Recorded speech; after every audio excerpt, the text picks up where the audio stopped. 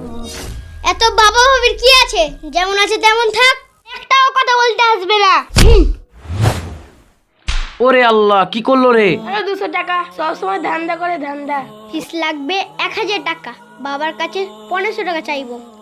না হলে মায়ের ওইটুকু জমি বিক্রি করে দাও। তুই তো ভালো টাকা না দিলে আজ থেকে আমি পড়াশোনাই করবো না। না বা সকাল হতে না হতেই ঘ্যান ঘ্যান শুরু।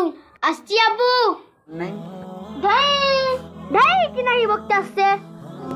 আজকে আমাদের অনেক বড় ভুল হয়ে গেছে, আব্বু আমাদের ক্ষমা করুন। না না, তোরা তো আমারই সন্তান। তাহলে দাদার চাকরি হবে না, চাকরি পেলে আমি 2 বোনের বিয়ে দেব। বাবা তুমি এটা কি চাও না? না বাবা, এটা আমি চাই। দে, সইটা করে দিই। বাবা এখানে করো, এখানে। ধর, করে দিলাম। চলো চলো, এই এখানে বসা।